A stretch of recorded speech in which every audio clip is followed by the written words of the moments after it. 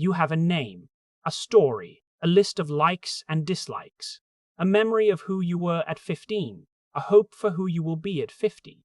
You call this collection me, and you have been working on this me for years, improving it, healing it, optimizing it. But here is the question that will crack your identity open like an egg. Where is this me located? Is it in your brain? Your brain changes every time you learn something new. Is it in your memories? Your memories are reconstructed every time you recall them, edited by your current mood. Is it in your values? Your values have shifted more times than you admit. The self you are trying to fix is not a thing. It is a process. A verb pretending to be a noun. That is the American cognitive paradox of the self. You are not a static entity. You are a river, and you have been trying to repair a river. You cannot repair a river. You can only swim in it. The moment you stop trying to fix yourself and start simply living, you will notice something strange. There was never anything broken. There was only a story about brokenness that you mistook for a fact. Now watch your own reaction. You are already thinking, but I have real problems, real trauma, real patterns. You are not denying my pain. That defensiveness is the second layer, and this is where elite psychology deploys the narrative identity research from Dan McAdams. Your pain is real. Your patterns are real. But the you that suffers from them is a construction. The brain creates a unified self to make sense of experience. But that self is not a CEO in control. It is a press secretary, explaining decisions after they are made. The neuroscientist Benjamin Libet showed that your brain begins acting before you decide. The self is not the driver. The self is the narrator in the passenger seat, telling a story about why the car turned left. You have been trying to fix the narrator. The narrator does not need fixing. The narrator needs to stop talking and let the car drive. Here is the elite psychological mechanism that will dissolve the self-improvement trap, self-distancing.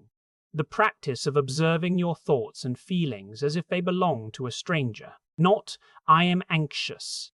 There is anxiety. Not, I am a failure. There is a thought about failure. This tiny linguistic shift de-identifies you from your internal weather. You are not the storm. You are the sky. The sky does not try to fix the storm. The sky holds it and lets it pass. You have been trying to fix every cloud that enters your atmosphere. No wonder you are exhausted. Clouds do not need fixing. They need moving. And they move on their own if you stop grabbing at them. The American cognitive paradox of the self is this.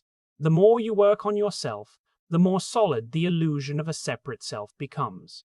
You are strengthening the ego while trying to heal it. That is like trying to put out a fire by adding logs. The ego, the me that needs to be better, is the fire. The self-help industry is the log supplier. The only way out is to see that the me is not in charge. It is not even real. It is a useful fiction, like a map. You do not try to improve the map by drawing more details on it while you are driving. You look at the road. The road is your actual life. The map is the story. You have been trying to improve the map. Put the map down. Look at the road. Here is your test. For the next 7 days, whenever you catch yourself saying, I am something negative, I am lazy, I am anxious, I am broken, stop and rephrase. There is a feeling of laziness right now. There is anxiety passing through. There is anxiety passing through. There is a thought about brokenness. Notice the difference. The first sentence is a prison. The second sentence is a window. The feeling will pass. The thought will dissolve. But the I that was identified with it, that I is the only thing that makes the feeling stick. Most of you will not do this. You will say that is just semantics. Semantics is the architecture of reality. Change the sentence, change the self. Or keep saying I am broken and wonder why you stay broken. Your choice.